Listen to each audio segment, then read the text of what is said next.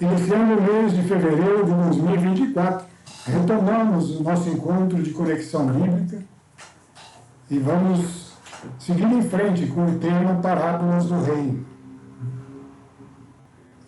Tivemos esse tempo aí, que era um tempo não para estar desviado das coisas de Deus, ao contrário, de introspecção, de cada um buscar por si mesmo. E agora a gente já se ajunta aqui, cada um de nós, para irmos meditando sobre estas parábolas, né? Que trazem revelações tão extraordinárias que surpreende cada um de nós, né?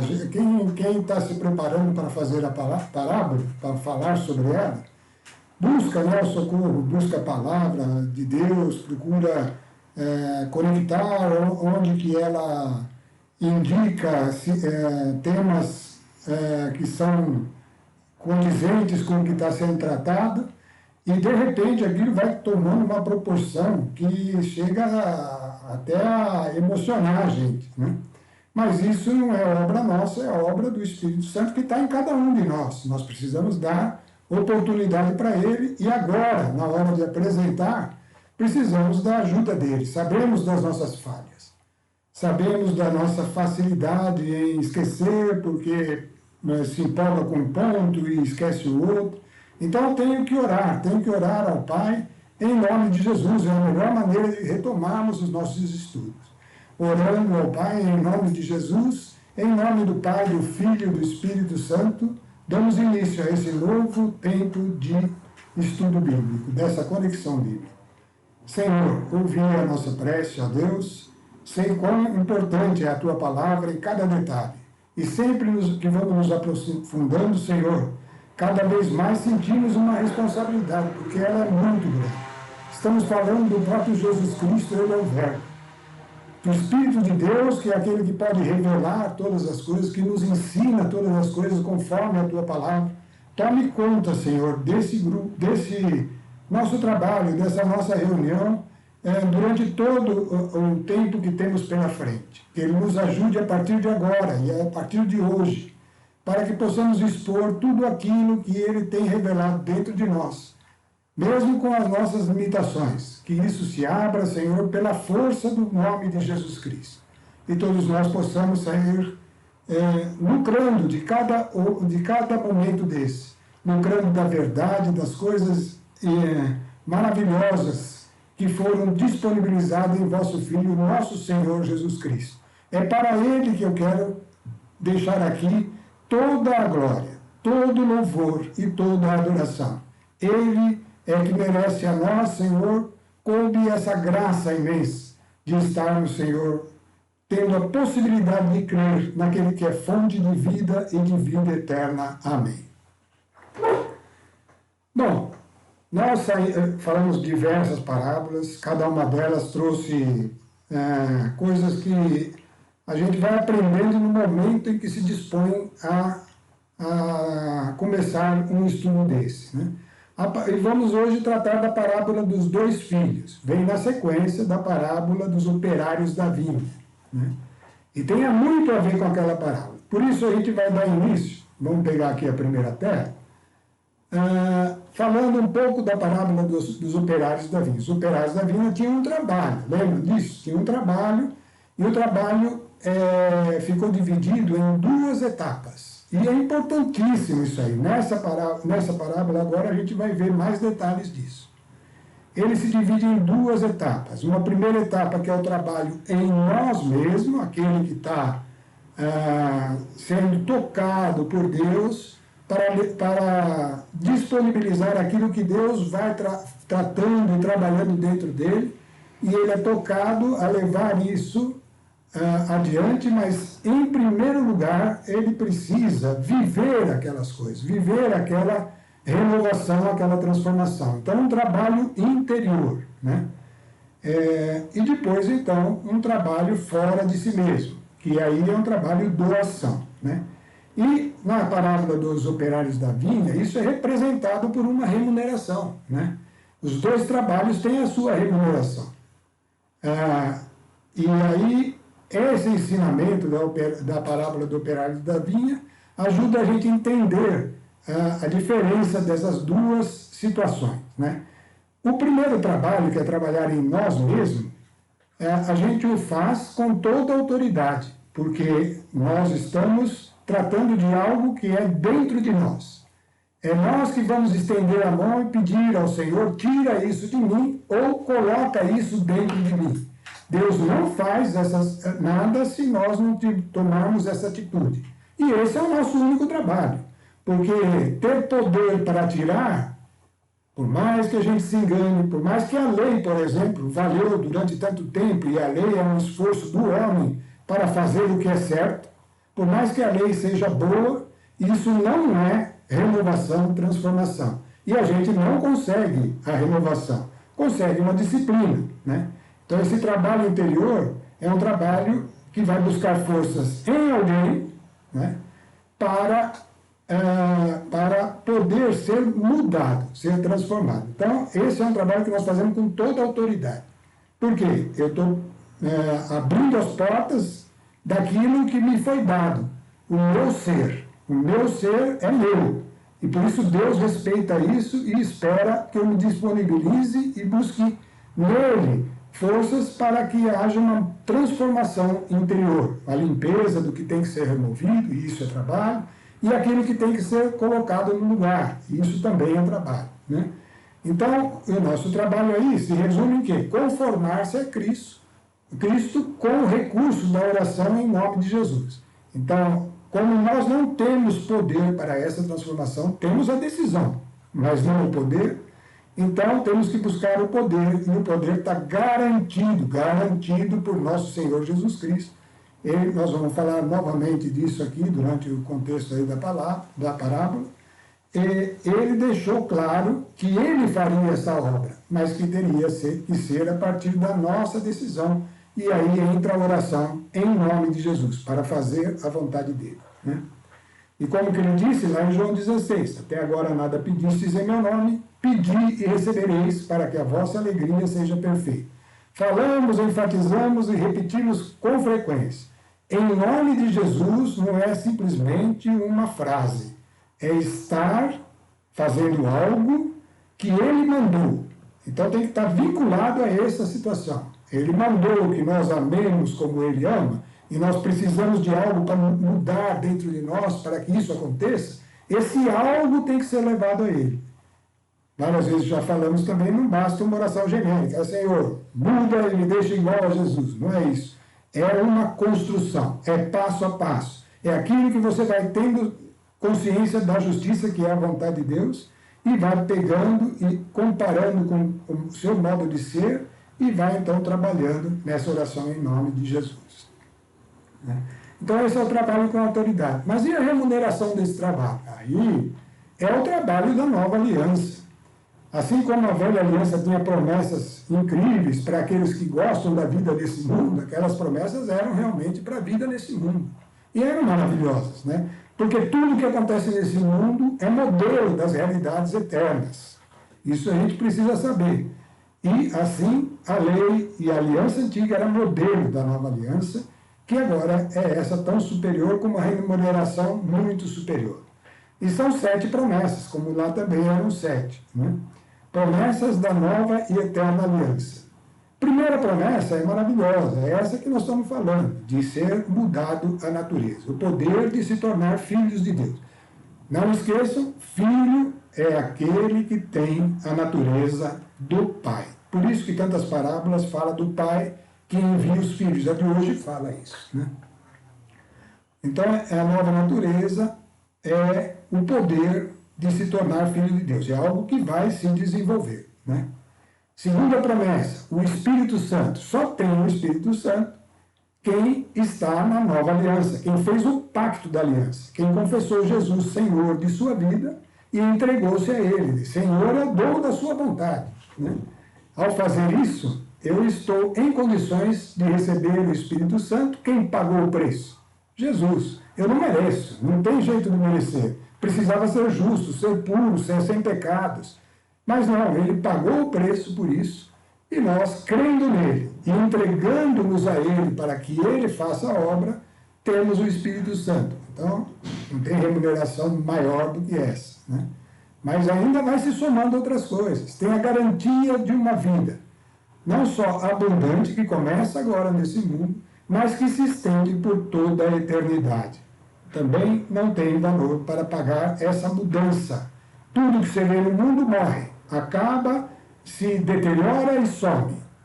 Mas nesse processo de aliança existe a promessa, o ganho da vida eterna e abundante. Outro aspecto é a luz, tornar-se luz. Isso é uma coisa misteriosa, a gente ainda não entende muito isso, embora dá para se entender o sentido, o que significa ser luz, chamar atenção, esclarecer, trazer entendimento. É o que se faz quando a gente começa a aprender a palavra de Deus, a tomá-la para si mesmo e levá-la aos outros. Você está brilhando essa luz. Mas a gente sabe que no reino de luz acaba essa história de sermos iluminados, porque você acaba sendo portador da luz. Esse é o sentido da manifestação de Jesus no dia da transfiguração, em que ele aparentou-se como na glória, emitindo toda aquela luz. Isso é promessa da nova aliança. Quinto, a paz, né? A paz é aquela que Jesus falou: deixo-vos a minha paz eu vos dou. Não é uma paz do mundo, não é das coisinhas daqui, é essa que vive, que é inabalável, né? Sem temores ou perturbações. Então, isso é dádiva, é valor concedido mediante o trabalho interior de transformação. Nós estamos trabalhando interiormente em nós para alcançar estas coisas. E isso vem, é promessa de Jesus, né? São promessas da nossa aliança. Alegria e satisfação, né? É também parte da promessa da aliança, é andar plenamente saciado, não depender mais de coisa alguma deste mundo. Estarmos confiantes em todas as situações, as boas e as difíceis, tá? Isso é uma garantia para nós na medida que nós vamos crescendo em conhecer a verdade, em conhecer a firmeza da vontade de Deus, da sua justiça, e, portanto, ir se firmando, se apoiando nessa rocha que ela é inabalável. E vai crescer a alegria verdadeira e a perfeita satisfação. Disse-nos estas coisas, disse Jesus para nós, para que a minha alegria esteja em vós e a vossa alegria seja plena, totalmente saciada, né? Então, isso é promessa da aliança. E, por fim, a liberdade. Essa liberdade só é dada para aquele que viveu a aliança, foi transformado e se tornou um com Deus. Esse que se torna um com Deus não tem limites, não precisa ter barreiras, não precisa ter, porque tudo nele é perfeito, toda a ação dele é perfeita, e ele não tem mais nenhum resquício do pecado. Isso é a quebra completa do jugo do pecado. Bom, essa remuneração é pequena, pessoal. Não tem valor algum para pagar essa remuneração. Tanto não tem que nenhum homem conseguiu, mesmo tendo a lei lá, que em si expressava a vontade de Deus para o homem natural, né? Mas ninguém consegue cumprir aquilo da forma como é necessário. Então, não tem jeito de um homem pagar esse preço. É por isso que Jesus veio, para pagar por nós. Ele tomou o nosso lugar e pagou o preço, e aí está a remuneração para aqueles que creem e que dão todos esses passos rumo a essa nova natureza, que é a nossa busca constante. O Filho tem a natureza do Pai. Vamos em frente para o outro trabalho. Como operário, trabalho na vinha. Esse é um trabalho que tem que acontecer, porque é um sinal de que o outro está acontecendo. Não é ligado, não é uma coisa amarrada na outra, mas para esse aqui ser efetivo, o outro tem que estar se desenvolvendo, né? É uma coisa que vai crescendo, tanto lá quanto aqui, trabalhando interiormente com toda a autoridade e trabalhando como operário na vinha, né? Aí é aquela história, o mundo inteiro aos olhos de Deus está cego de nascença. Por quê? Porque é assim, o homem nasce assim, né? Isso já vem da origem, né, das nossas origens. Mas ele veio ao mundo destinado a essa possibilidade. É uma possibilidade que depende de nós mesmos, de aprendermos a ver. Mas para aprender a ver, precisa que esse poder entre em nós, né?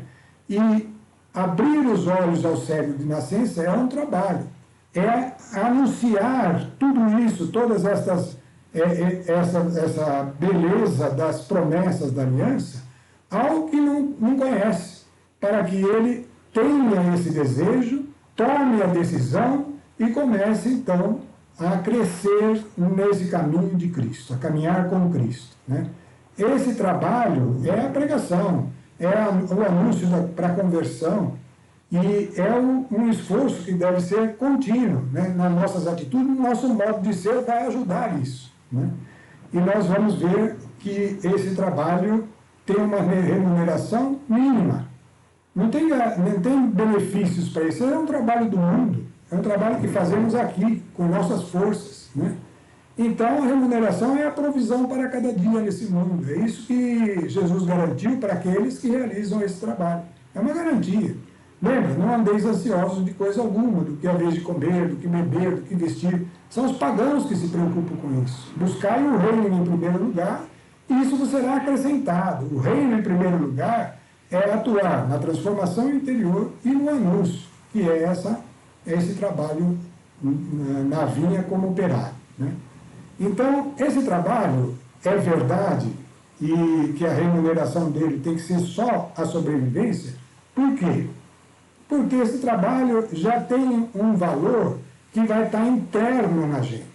É uma maravilha quando você realiza esse trabalho, porque você está operando no amor. E operar no amor é uma coisa que não quer nada em troca. O amor é total doação. Veja o amor de Jesus. Ele tinha tudo, deixou tudo e se entregou completamente.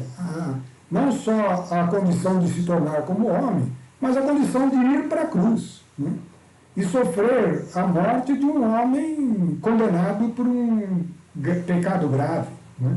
Ao fazer isso, ele fez tudo por amor, né? Então, a remuneração, aliás, esse trabalho não necessita, não é importante o ganho, é importante saber que o amor está se manifestando através de nós, né? E isso é a grande alegria de realizar esse trabalho. Por isso que mudam os valores. Os operários da parábola dos operários da vinha, que foram enviados na primeira hora, eles estranharam que receberam a mesma coisa que os outros que chegaram na última hora. Estranharam, mas não deviam estranhar, né? Eles deviam estar exultantes de alegria.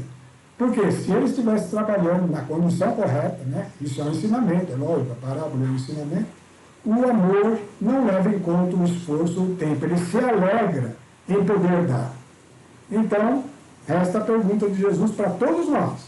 Por que estás aí o dia todo sem fazer nada? Esse dia é o nosso tempo aqui nesse mundo. Vamos ouvir esta voz e entrar nesse trabalho. Isso é o nosso incentivo àqueles que nos estão ouvindo. Vamos começar então hoje a parábola dos 2 filhos mesmo, né? Vamos lá. Ela também vai permear nesses 2 trabalhos aí, né? Bom, essa parábola é uma parábola pequena, só aparece no Evangelho de Mateus. Só aparece no Evangelho de Mateus, lá no capítulo 21, versículo 23 a 27. Está ali, é esse texto que está aí na tela.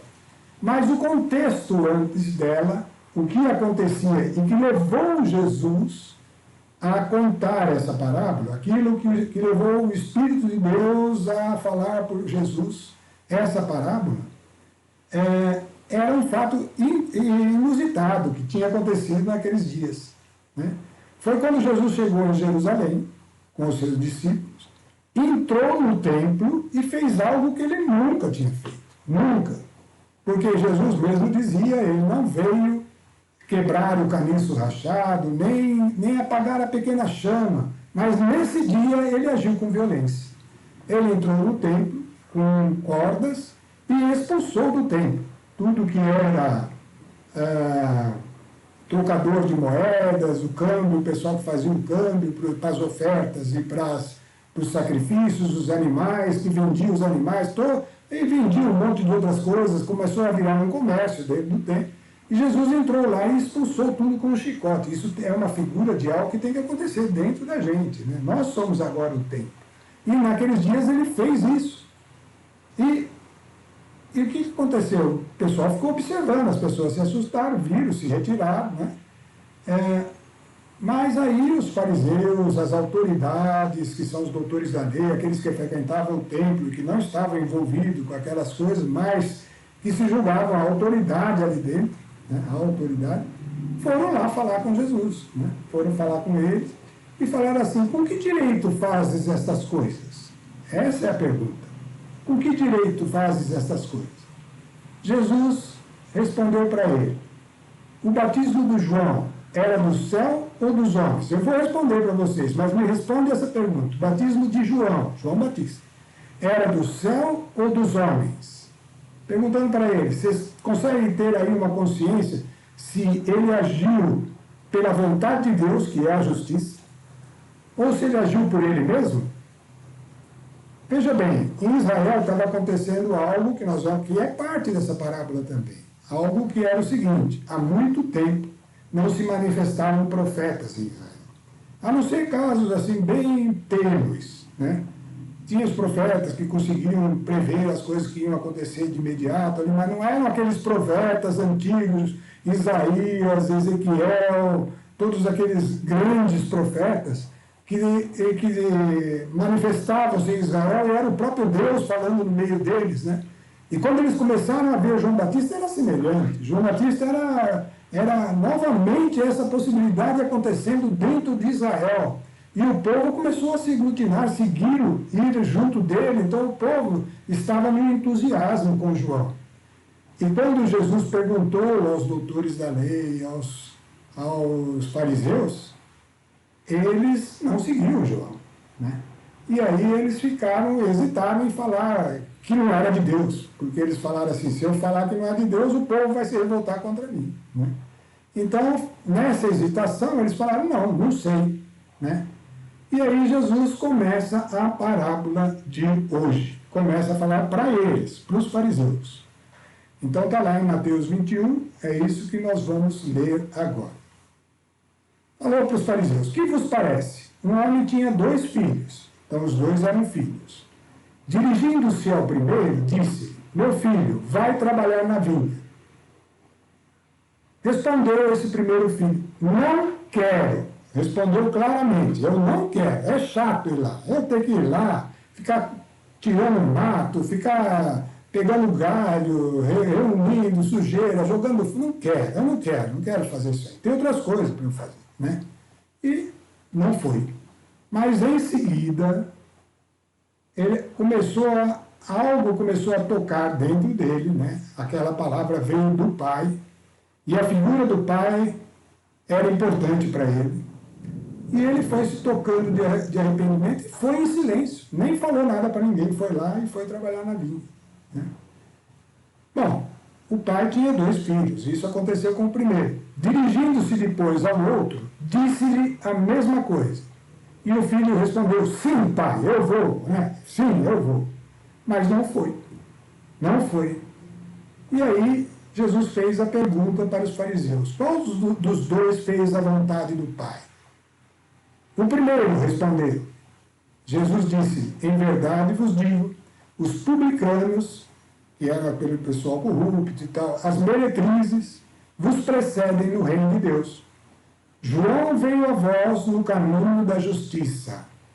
O que significa isso? João veio sim pela vontade de Deus. Era sim um profeta de Deus. Estava anunciando coisas que eram importantes e que precisava dar ouvidos e dar importância. Então ele falou: João veio a vós no caminho da justiça, e não crestes nele. Os publicanos, porém, as prostitutas, creram neles. E vós, vendo isso, não fostes tocados de arrependimento para crerdes nele. Então veja aí, novamente, tocado de arrependimento é necessário. Tá? É necessário. O primeiro filho conseguiu ser tocado de arrependimento. O segundo se deixou envolver por outras coisas, foi indo, foi deixando de lado e não foi. Né?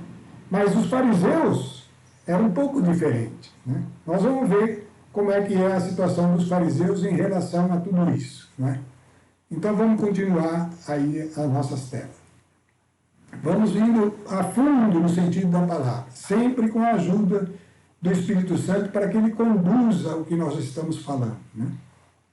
Então, Jesus já havia dito, e disse nas Escrituras, lá em Mateus 21, 34 e 35, ele vai falar: falarei em parábolas e revelarei coisas ocultas desde a criação.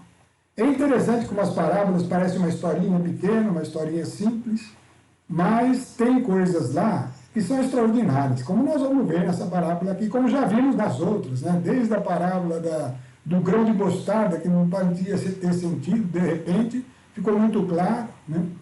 Esses mistérios estão contidos dentro dessas palavras. Né? Primeiro aspecto que já salta aos olhos, esse é mais fácil, né?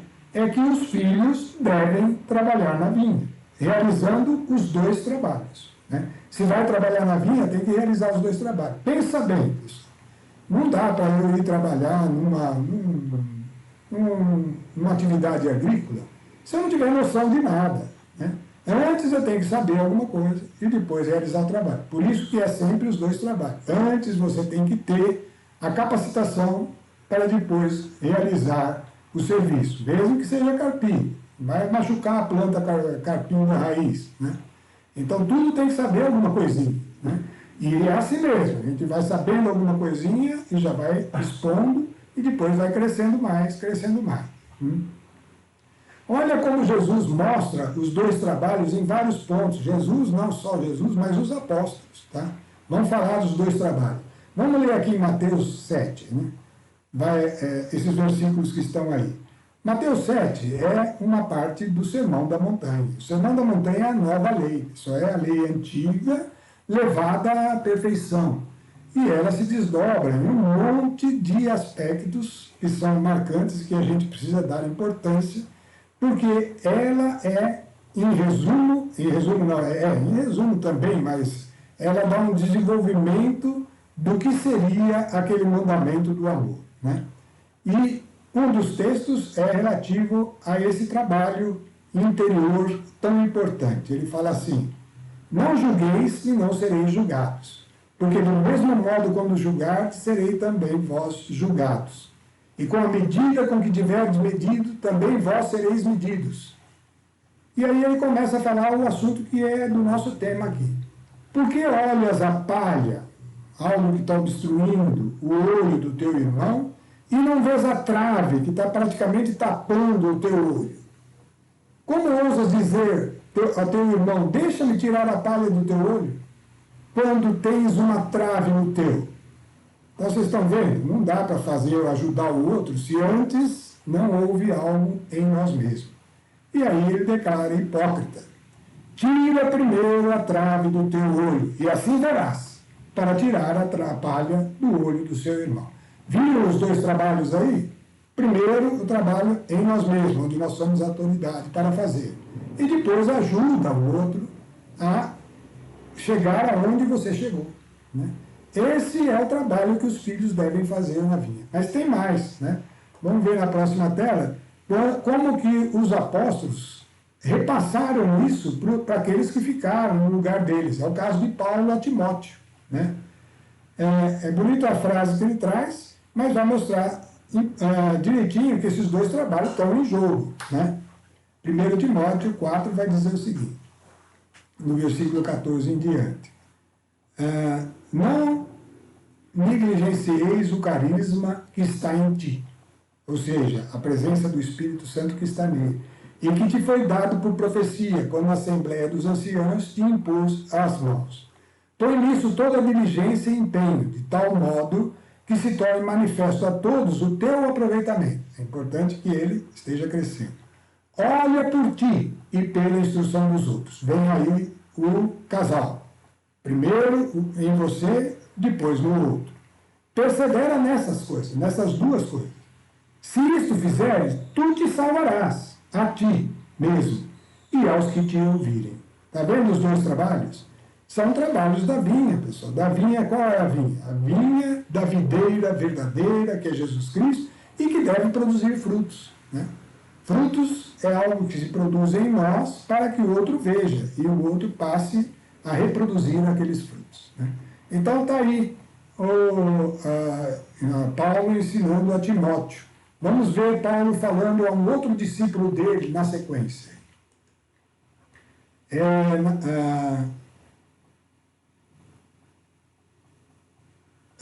Acho que não deixou marcado aqui, mas é a carta a Tito, né? Só um minutinho aqui que eu vou ver o texto aqui, se não tem algum engano aqui.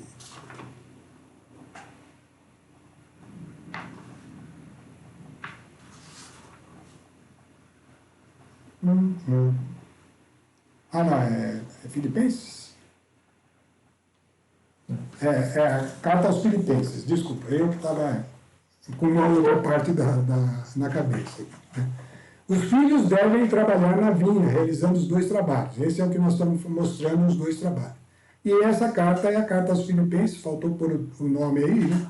E diz o seguinte: assim, caríssimos, vós que sempre fostes obedientes, então Paulo está falando à igreja dos Filipenses, né? Trabalhai na vossa salvação com temor e tremor, não só quando eu estava entre vós, mas muito mais agora na minha ausência. Então é algo que nós fazemos, é algo que tem que ser, aquele que está trabalhando e nos ensinando, ele é importante, mas depois, assim que você vai tomando consciência, é preciso que você trabalhe sozinho, né? Agora, Paulo não ficava eternamente nas igrejas, ele ia passando. E era importante que eles dessem continuidade a esse trabalho de mudança, de transformação. Porque é Deus que, segundo o seu beneplácito, realiza em vós o querer e o executar. Então precisa mudar o querer para poder realizar, executar, né? Esse querer, lembra? O primeiro filho deixou claro, eu não quero. Mas depois, tocado de arrependimento, isso vai ajudar, ele começa a executar, né? Fazei todas as coisas sem murmurações nem crítica, a fim de seres irrepreensíveis e inocentes, filhos de Deus íntegros, no meio de uma sociedade depravada e maliciosa, onde brilhais como luzeiros do mundo. A luz, né? A luz é a revelação de Cristo. Ele é a luz do mundo. Ostentar a palavra da vida. Desta forma, no dia de Cristo, sentirei alegria em não ter corrido em vão, em não ter trabalhado em vão. E ele agora está falando desse trabalho que ele fez para os filipenses. É um trabalho que ele fez fora dele mesmo. Mas para chegar lá, ele antes havia sido transformado interiormente, porque Paulo perseguia Cristo e mudou totalmente à medida que ele foi se convertendo e vivendo a nova aliança, a presença do Espírito Santo e toda essa renovação. Então, vamos continuar aqui o nosso assunto, né? O que então aconteceu com o primeiro filho? Ele foi tocado de arrependimento. O que significa isso? Ele começou a querer contra o próprio querer. Porque ele tinha deixado claro, eu não quero, por mim eu não quero, mas eu vou começar a dar uma oportunidade de fazer o que o Senhor quer, que era o Pai, né? E nisso ele reconheceu que ele não via corretamente. Isso é uma maneira que eu escrevi aí, porque tinha a parábola do cego de nascença, né? Nós temos que recobrar a visão. E isso é um processo que acontece na medida que nós vamos sendo renovados. Aquilo que para nós era invisível começa a ser visível. A gente começa a ver os valores eternos e não mais os valores perecíveis, né? Então, querer contra o próprio querer, reconhecendo que nós não sabemos querer, que é a nossa cegueira. Isso é ter consciência da justiça. E nós precisamos, mas isso é fundamental, precisamos aprender e vai precisar de uma experiência nisso, de que nosso querer não é o de Deus. Nós não queremos, eu estou falando para nós crentes, para nós católicos, para nós que cremos em Jesus Cristo, nós temos que saber que a grande parte do nosso querer É diferente do de Deus. Senão a gente não procura a renovação, não procura ser transformado. A gente acha que está bom, né? Mas a gente precisa primeiro aprender que o nosso querer não é o de Deus. Então eu tenho que tomar cuidado com isso, né? Mas vem a informação importante. Pode ser mudado. Isso a gente já falou, estou repetindo, e enfatizar essas coisas é bom, né? Isaías 53, versículos de 6 a 13, é que fala isso claramente, quando ele fala, ó, os meus pensamentos não são os vossos, nem o meu modo de agir é o vosso, tão distante está o céu da terra, quanto os meus pensamentos estão dos vossos. Não tem. Essa é uma verdade muito clara. O nosso querer, por mais que a gente seja bonzinho, existem homens bons no mundo do ponto de vista humano, e esses bons têm que estar entre aspas, né? Mas existem homens muito caridosos, muitos abnegados, né? E outros tipos também, todo tipo de homem que não é tão bom, né? Mas o querer de cada um de nós não é o de Deus, mas pode ser, pode tornar-se. E na passagem de Isaías ele vai falar como, né? A água que vem do céu e rega a terra não volta para o céu sem ter feito germinar a semente e nascer uma nova planta. E a planta que tinha espinhos fica de lado e a planta nova nasce sem espinhos e dando frutos, né? Essa água voltando, essa água que caiu foi Jesus, a água do arrependimento vem com ele, porque ele pagou o preço do nosso pecado. Caiu sobre nós e agora, em forma de oração, deve voltar para Deus para fazer germinar a nova natureza dentro de nós. É bonito essa passagem, depois vocês podem ler, né? Mas, então, o nosso querer não é de Deus, mas pode ser mudado mediante o reconhecimento e oração. Isso é fazer a palavra de Deus voltar para Ele. E quando ela volta para Ele, nós reconhecemos que não temos aquilo e pedimos a Deus, na graça de Jesus Cristo, então, isso Deus pode fazer. Isso Deus não faz por nós se nós não tivermos essa atuação, essa participação, essa decisão de ir a Ele e pedir. Porque Ele vai ter que entrar no nosso ser. E o nosso ser, a autoridade máxima, somos nós mesmos, né? Bom, vamos ver agora como essas parábolas contêm todos esses mistérios. E qual é o mistério dessa nossa parábola, né? O que ela está nos revelando com essa história do querer? O cara falou, o primeiro filho foi bem claro, eu não quero. Mas depois acabou indo. Então vamos entender isso daí, né? Vamos lá.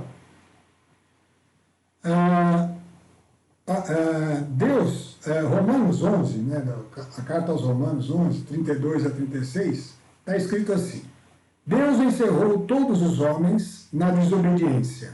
Então, o querer nosso não é de Deus. Para usar com todos de misericórdia. A misericórdia está lá. Olha, a misericórdia está em cima de você que está ouvindo, de mim que estou falando aqui. A misericórdia está em cima de todos nós. Misericórdia é algo que é extraordinário. É a possibilidade de pagar um preço daquilo que nós não sabemos, das nossas dívidas, vai acabar com as nossas dívidas. Essa possibilidade está em cima de nós, mas depende de nós reconhecermos. Não existe misericórdia se aquele que é objeto da misericórdia não se toca, não é tocado de arrependimento. Ele precisa ser tocado de arrependimento. Isso é condição necessária, senão não é misericórdia. Senão você está dando algo que o cara nem queria. E nem precisa, porque ele não está necessitado, né? Então, todos os homens, encerrou todos os homens da desobediência e ofereceu a todos a misericórdia. E aí Paulo se exulta de alegria. Ó abismo de riqueza, de sabedoria e de ciência de Deus! Quão impenetráveis são os seus juízos e inexploráveis os seus caminhos! Quem pode compreender o pensamento do Senhor? Quem jamais foi seu conselheiro? Quem lhe deu primeiro para que lhe seja retribuído?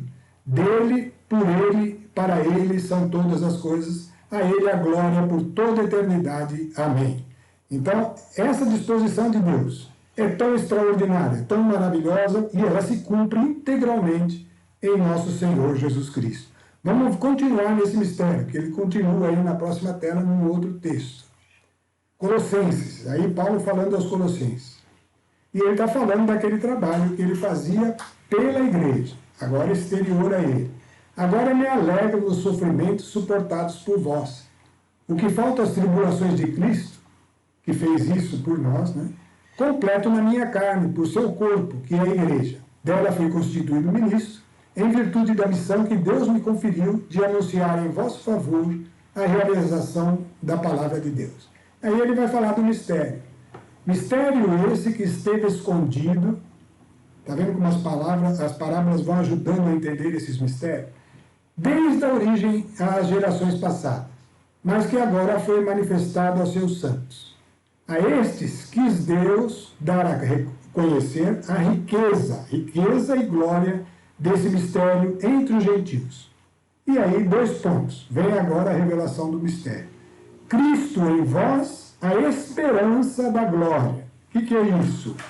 Cristo sendo gerado dentro de nós, essa transformação tão tremenda, é a esperança de Deus Pai e de Jesus quando ele assumiu a sua glória. E a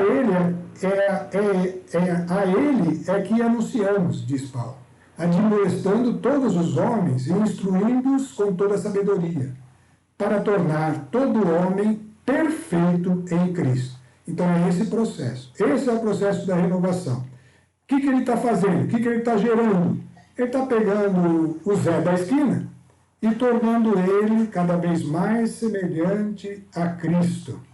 A esperança da glória é que ele se torne igual a Cristo, é que ele seja um com Cristo, para ser um com o Pai, um com o Espírito Santo, e tornando-se homem perfeito em Cristo. É isso, mistério extraordinário e absurdo que está aí disponível, e os homens estão preocupados com um monte de outra mesquinharia, né? Eis a finalidade do meu trabalho. Olha, trabalho, esse é aquele trabalho na vinha mesmo, fora dele mesmo, né? A razão porque luta auxiliado, mas olha só, por sua força, não é pela força de Paulo, que atua poderosamente em mim.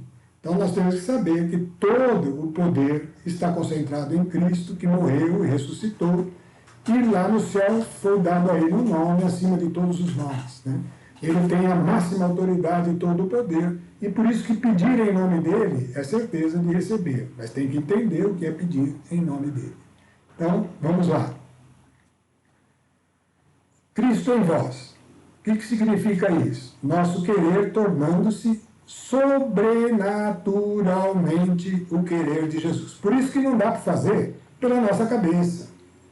Dá para nós entendermos, mas para ser, precisa a lei. O homem entendia a vontade de Deus, mas cumprir plenamente a lei, que é tornar-se da forma como Deus quer, isso precisa mudar o querer.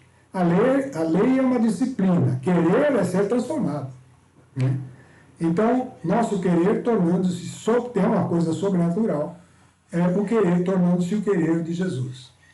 Atenção, na medida em que somos tocados de arrependimento e buscamos em Jesus a força para mudarmos. Acontece na medida em que somos tocados de arrependimento. Lembra do primeiro filho? Foi tocado de arrependimento. E buscou no Pai a força para mudar. E foi e começou a trabalhar. Jesus define o processo. E esse é o processo que nós temos falado muitas vezes. Pedi e recebereis. Buscai e achareis. Batei e abrir-se-vos-á. Essas 3 etapas são importantes. É pedir. Depois tem que ir buscando, porque às vezes você está pedindo, mas tem que ser acrescentado coisas. E depois você tem que insistir. Bater é insistir. Insistir, porque não sai fácil a natureza velha, né? Tudo que pedirdes ao Pai ou a mim. Jesus falou isso aí lá em João 15, nós já falamos muitas vezes, é só pegar. João 14, 15, 16 são os textos de toda a instrução de Jesus para essa renovação interior, né?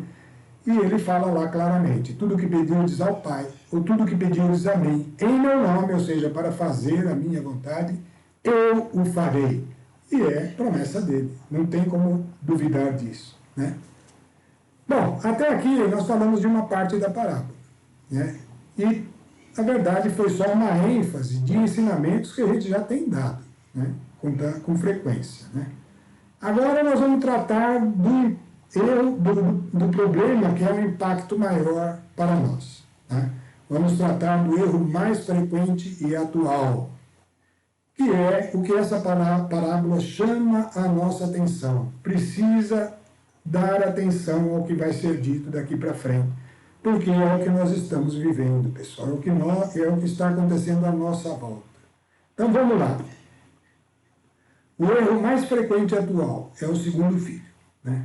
E na parábola começa lá no versículo 30, né? Continuando, é a mesma parábola.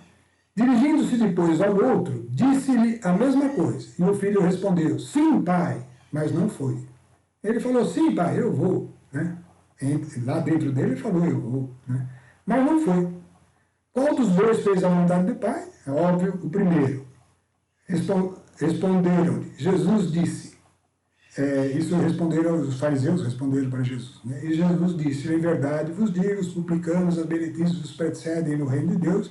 João veio a vós no caminho da justiça, veio segundo a vontade do Pai, e não crestes nele. Os publicanos, porém, as prostitutas, creram, e vós, vendo isso, nem fostes tocados de arrependimento para crerdes nele. Nós vamos explorar um pouquinho mais isso aqui, antes de entrar no sentido maior desse sim, Pai, mas não foi, que é o nosso tempo. Vamos ver. Bom, o grande erro do nosso tempo, o grande erro é concordar sem compromisso. Passividade e indiferença. Entraves à renovação interior. Resultado, não muda o querer. Eu vou falar já mais um pouquinho sobre isso. Vamos explorar um pouquinho mais isso daí. Eu estou falando para a igreja, né? Agora sim, a segunda parte, os dois eram filhos, viu? A parábola já mostra isso, os dois eram filhos. Significa que um filho vai por um caminho que é o melhor, que reconhece que não quer, pelo menos, e busca mudar, e o segundo filho vai pelo caminho mais fácil. Vai pelo caminho seguinte, não, tudo bem, é verdade, sim. Né? Sai dali e não acontece nada. Às vezes dá aflição. Se você for nas reuniões, nos cultos, nas missas, e ficar observando as pessoas, não é um julgamento, hein? Eu posso estar totalmente errado, mas a gente acaba olhando, né?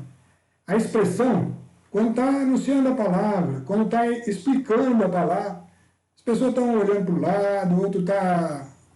Aquela expressão pode ser uma impressão minha, uma impressão nossa, né, quando nós olhamos, mas as pessoas estão ouvindo, não, elas se dispuseram, foram até lá. Né? Já é um grande passo hoje em dia, já é. Foram até lá, estão lá, mas aquilo está entrando lá dentro, vai renovar interiormente, essa situação vai se espalhando como um pano quente em cima da igreja, como uma coisa confortável. Não, eu vou na igreja, eu faço uma oraçãozinha por dia, que beleza, eu sou melhor que a maioria. Realmente é, mas não é isso, certo? Isso é concordar sem compromisso, pessoal. É passividade. Isso é indiferente. Cuidado, vamos continuar aí. Não basta ouvir. Não basta. Os dois filhos ouviram a ordem do pai. Agora, guarda isso. Ouvir de verdade é dar importância. Ouvir de verdade é dar importância. As 7 cartas às igrejas ditadas por Jesus no Apocalipse, o que é isso que eu estou falando? Quando os apóstolos morreram todos, ficou só João, dos 12, tá? Aqueles 12 que andaram com Jesus, que foram para onde ele foi, que fizeram tudo, já tinham morrido. João já estava muito velho, ele era o mais novo de todos. Ele já estava muito velho, ele estava na ilha de Patmos. E ele estava lá exilado, por causa da palavra de Deus. Está escrito lá, no início do Apocalipse. E lá exilado, então, Jesus se manifestou a ele, né? E a primeira coisa que ele fez, Jesus se manifestou como um sumo sacerdote, como as roupas do sumo sacerdote do templo antigo. Tá? Só que numa aparência gloriosa, de brilho, de intensidade de luz. Né? Manifestou-se a ele. E falou para João, escreve 7 cartas às 7 igrejas. E João escreveu, ali estão os riscos das igrejas, os problemas. Nós tratamos disso lá no passado, no tema Apocalipse, e falamos com detalhes, não vamos repetir aqui. Mas vamos repetir só o que foi dado em todas as 7 cartas. foi dada uma orientação, 7 vezes, a mesma orientação. E dizia assim: quem tiver ouvidos, ouça o que o Espírito diz às igrejas. Quem tiver ouvidos, ouça, aí o ouvido físico aqui, ouça o que o Espírito diz às igrejas. Como que nós interpretamos dentro disso que nós vimos da parábola dos 2 servos? Dos 2 filhos, aliás. Podemos interpretá-las como: quem tiver ouvidos, dê importância ao que o Espírito diz às igrejas. Dê importância. Nós vivemos um tempo em que a importância destas coisas foram deixadas de lado. E por quê? Porque tem tanta coisa nos chamando a atenção, tem tanta coisa voltando para nós, como novidades, novidade sobre novidade, novas tendências sobre novas tendências. E tudo está ficando mais ou menos o que aconteceu com o segundo filho. Ele concorda, mas nada acontece, né? Vamos continuar aí. Vamos entender o tamanho desse erro. É uma coisa terrível, terrível, terrível, né? Esse modo de relacionar-se com as coisas de Deus é totalmente infrutífero. Ele não produz nada. Ele faz de nós alguém que está confortável com nós mesmos e que nunca saiu da própria cegueira, né? Vamos entender essa dimensão e a consequência desse erro.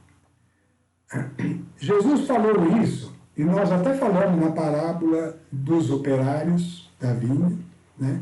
Quando comparamos aquela parábola com o ensinamento de Jesus do cego de nascença. Eu acho que vale a pena a gente repetir de novo aqui hoje, tá?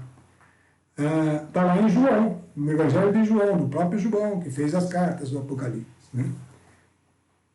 Caminhando, Jesus estava andando, viu Jesus um cego de nascença. Ele viu aquele cego. E os discípulos indagaram dele: mestre, quem pecou, este homem ou seus pais, para que nascesse cego? Porque normalmente o pecado leva a alguma situação de destruição, né? Às vezes é espiritual, mas às vezes pode ser física, né? Então era isso que eles estavam perguntando. Jesus respondeu: nem este pecou, nem seus pais. Não é que ele não tivesse pecado, hein? Mas o pecado dele ou dos pais dele não era a causa daquele problema, não era a causa. É lógico que não tem ninguém que não pecou, né? Mas isso a Bíblia fala claramente, o próprio Jesus fala, né? Então, não era uma causa daquele problema. Mas é necessário que nele se manifestem as obras de Deus. Por alguma razão aquele problema estava ali, era necessário que se manifestassem as obras de Deus. E aí ele fala uma frase interessantíssima. Essa frase, olha aqui, vamos prestar atenção nela. Enquanto for dia, cumpre-me terminar as obras daquele que me enviou. Virá a noite, que será isso, né? Enquanto for dia, cumpre-me terminar as obras daquele que me enviou. Virá a noite, é Jesus falando. Vai vir uma noite na qual ninguém pode trabalhar. Acabou os 2 trabalhos. Vai acabar. Virá a noite na qual ninguém pode trabalhar. Por isso, enquanto estou no mundo, sou a luz do mundo. Escuta bem. Enquanto é dia, ou seja, enquanto estou no mundo, eu vou acabar as obras daquele que me enviou. Mas, de repente, virá a noite. E aí, ninguém mais pode trabalhar. Por isso, enquanto estou no mundo, sou a luz do mundo. Dito isso, cuspiu no chão, fez um pouco de lodo com a saliva e com o lodo ungiu os olhos do cego. Depois disse: vai, lava-te na piscina de Siloé. Essa palavra significa emissário. Emissário é aquele que foi enviado. E o que foi enviado, nós sabemos que é o Espírito de Deus. Ele foi enviado na medida que Jesus subiu aos céus e o enviou. Ele é o emissário que veio para ficar no lugar de Jesus, para estar conosco, para que a luz de Cristo esteja no mundo enquanto é dia, né? O cego foi, lavou-se e voltou vendo. Entendendo isso aí, nós já falamos, acho que vale a pena repetir. O que significa isso? Isso está embutido aí aqueles trabalhos, né? Jesus é o Verbo, é a palavra perfeita, que veio ao mundo e que é a luz, né? Quando ele cospe no chão, é a palavra caindo sobre o homem, que foi feito de barro. O chão é o barro. E ele forma esse novo barro com a saliva, ou seja, a palavra mais o homem, misturados, começa a entrar dentro do cego, dentro daquele que não enxergava, que não via a luz do mundo, que não via Jesus Cristo, que não via a salvação, as 7 promessas da aliança. É aquele que não vê essas coisas que estão à nossa volta. E ele lançou essa palavra e misturou naquele barro. E aí disse, vai e lava-te, vai e recebe o Espírito Santo. E então, aí ele começa a ver. E o cego passa a ver. Esse processo tem que acontecer. Enquanto a luz do mundo, aqui volta aquela pergunta do comecinho da parábola. Por que estás o dia todo sem fazer nada? É preciso agir, é preciso que nós comecemos a tomar atitudes firmes, né? No sentido de pegar o verbo, misturar com o barro que está à nossa volta, para que se abra os olhos, para que possam ver, né? Aí o trabalho continua, senão esse trabalho vai acabar. Esse trabalho vai acabar. E isso está previsto. Por isso, enquanto estou no mundo, sou a luz do mundo. Mas, eu li o texto errado. Enquanto for dia, cumpre-me terminar as obras daquele que me enviou. Virá a noite, na qual já ninguém pode trabalhar. Então, esse trabalho está destinado a acabar. E nós vamos ver que ele tem muito a ver com esse modo de ser do segundo filho. Vamos ver a próxima tela. Vamos olhar os fariseus. Eles eram o segundo filho na parábola. Nós estamos chegando já no finzinho, né? Os fariseus e as outras autoridades de Israel viveram a condição do segundo filho. Qual que é a condição do segundo filho? Ele tinha escutado o que o pai falou. Ele tinha o exemplo do pai diante dele. Ele era filho daquele pai, né? E os fariseus também. Eles conheciam as Escrituras, pregavam, concordavam com os ensinamentos dos profetas que tinham falado em nome de Deus, concordavam com aquilo que Deus tinha falado, mas não estavam dispostos a trazê-los para dentro deles próprios. Aqui está o problema. Eles não estavam dispostos a pegar aquilo, interiorizar e dar importância. Até quando nós não vamos dar importância para esse livro? Até quando, pessoal? Essa falta de disposição impedia a ação renovadora de Deus. A mudança do modo de agir, no caso deles, porque ali era só requerido a mudança no modo de agir. Para nós é requerido no modo de ser, e nós sabemos o caminho, né?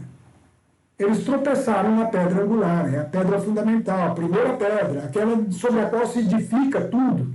A pedra que os edificadores, eles eram os edificadores, rejeitaram.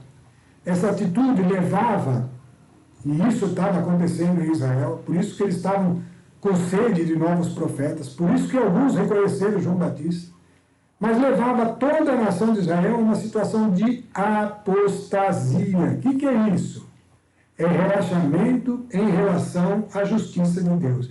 A justiça era revelada na lei, mas a lei já estava, mais ou menos, que nem está agora todos os ensinamentos de Cristo, né? Esta mesma apostasia vai se manifestando-se de modo crescente nos nossos dias. Agora, em relação à Igreja de Jesus, conforme está previsto.